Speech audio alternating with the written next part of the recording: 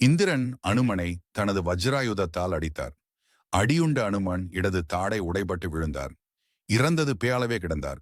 தனது மகன் இந்திரனால் தாக்கப்பட்டு உயிரிழந்தது பேயால் கிடந்ததைக் கண்டு வருந்திய வாயு பகவான் அந்த குழந்தையை தனது மடியில் கிடத்தியவாறு தனது இயக்கத்தை நிறுத்திவிட்டார். வாயுவின் இயக்கமில்லாததால் அனைத்து ஜீவராசிகளும் மிகவும் துன்பப்பட்டனர். இதற்கு தேவர்களும் கந்தர்வர்களும் கூட விதிவிலக்கல்ல.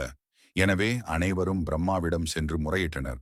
அவர் அனைவரையும் அழைத்து கேண்டு வாயு பகவானிடம் வந்தார்.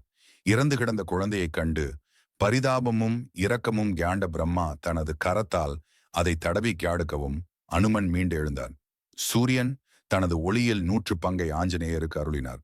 மேலும் தானே அனுமனுக்கு வேதங்கள் சாஸ்திரங்கள் அனைத்தையும் பியாதித்து கல்வியில் சிறந்தவனாகச் செய்வதாக ஒப்புக்கியாண்டார்.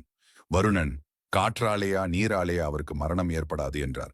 யமதர்மன் யம தண்டத்திலிருந்தும் நியாய்களினின்றும் அனுமன் பாதிக்கப்பட மாட்டார் என வரமருளினார்.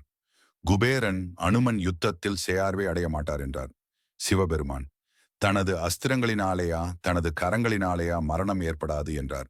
விஸ்வகர்மா தன்னால் இதுவரை செய்யப்பட்ட ஆயுதங்களாலேயா இனிமேல்தான் செய்யும் ஆயுதங்களாலேயா ஆஞ்சநேயர் பாதிக்கப்பட மாட்டார் என்றார். பிரம்மதேவர் ஆஞ்சநேயர் சிரஞ்சீவியாக இருப்பார் என்றும் பிராமணர்களால் சாபம் அளிக்கப்பட மாட்டார் என்றும் அருளினார். மேலும் அனுமன் தான் விரும்பிய வடிவம் எடுக்கவும் ஒருவரிடமும் பயமேயா யுத்தத்தில் தேயால்வியேயா அடைய மாட்டார். நினைத்த இடத்துக்கு நினைத்த வேகத்தில் அவரால் செல்ல முடியும் என்றும் வரமளித்தார்.